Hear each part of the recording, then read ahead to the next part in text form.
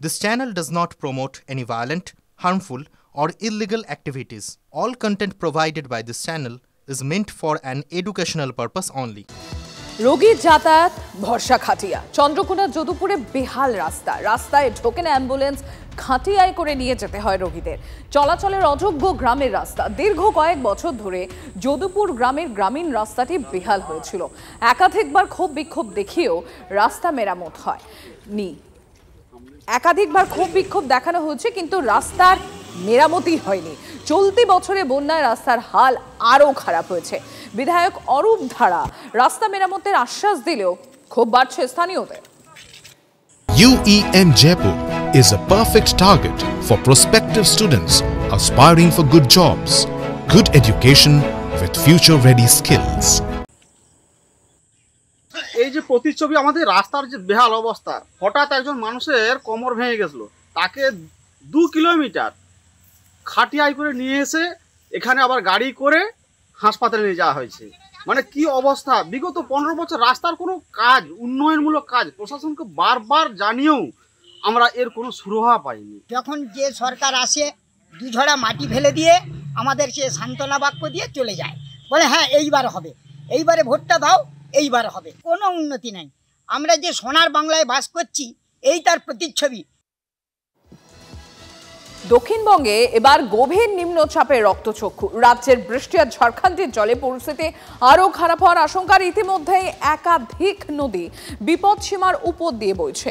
বাঁকুড়া, পশ্চিম মেদিনীপুরে ইতিমধ্যেই 9 জনের মৃত্যু হয়েছে। বানভাসী বাঁকুড়া, পশ্চিম মেদিনীপুর, হুগলি, তার মধ্যে নিম্নচাপের প্রবল বৃষ্টি। বন্যা পরিস্থিতির আরও অবনতি হওয়ার জোর আশঙ্কা। বর্ষায় অতিবৃষ্টি হলেই ভাসে ঘাটাল, এটা প্রতি বছরের ঘটনা।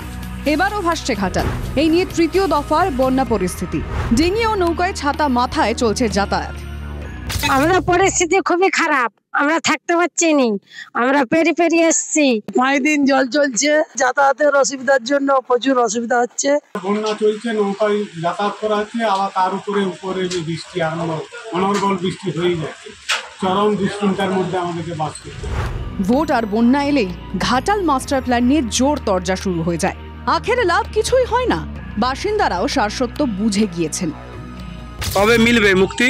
মুক্তি জীবনে মিলবে না, আর ন্যাংটাবেলা থেকে একই জল দেয়। শুধু ভোগান্তি নয়, বানভাসী বাংলায় মৃতের সংখ্যাও বাড়ছে। বাঁকুড়া, পশ্চিম মেদিনীপুরে ইতিমধ্যে 9 জনের মৃত্যু হয়েছে। আরও ক্ষয়ক্ষতির আশঙ্কা।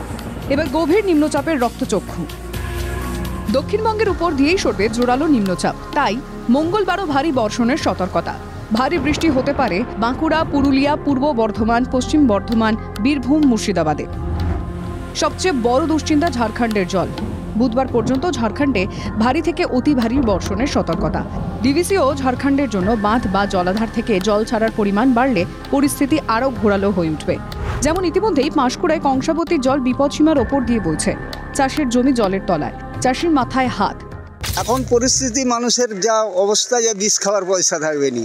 এই চাষের উপর তো আমাদের সব নির্ভর করছে। ওই তো বন্যায় তো ডুবে গেছে, এই তো সব নষ্ট হয়ে গেছে।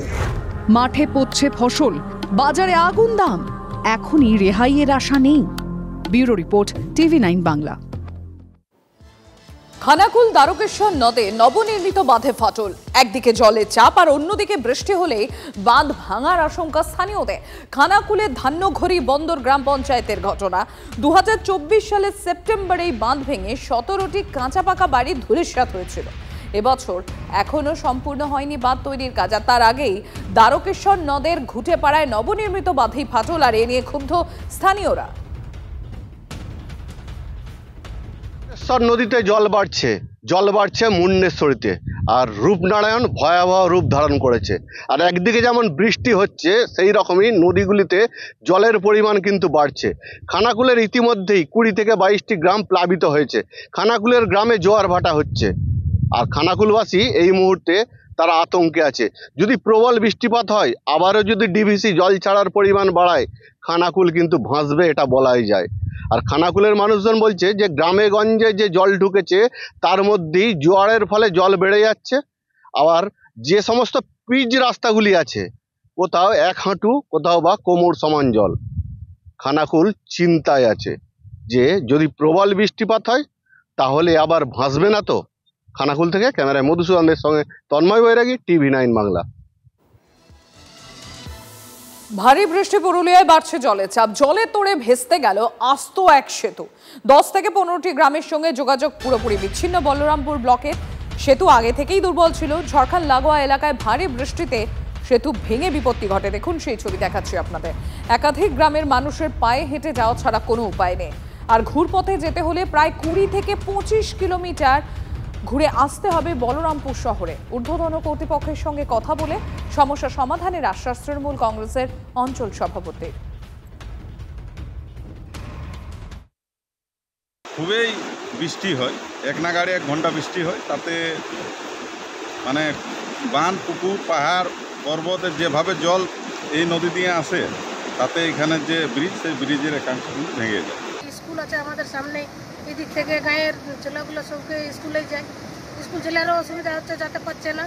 তাই আমিও বলছি যে যেমন যত শীঘ্রই এটা কিছু হোক, তো একটা ব্যবস্থা করে দেওয়া উচিত। ভাঙড়ে তৃণমূল নেতা রাজ্জাক খান খুনে গ্রেফতার আরও এক ধৃত রফিকুল খান বিজয়গঞ্জ বাজারের চকমরিচা গ্রামের বাসিন্দা। গতকাল রাতে হাসনাবাদের সদরপুর থেকে গ্রেফতার। ভাঙড়ের শাসক নেতা খুনে এই নিয়ে গ্রেফতার 5। গতকাল আজহার উদ্দিন, রাজু ও কাঙাল নামে 3 তৃণমূল কর্মীকে গ্রেফতার করা হয়। রাজ্জাক খান খুনে আগেই তৃণমূল নেতা মোফাজ্জল মোল্লাকে গ্রেফতার করেছিল পুলিশ।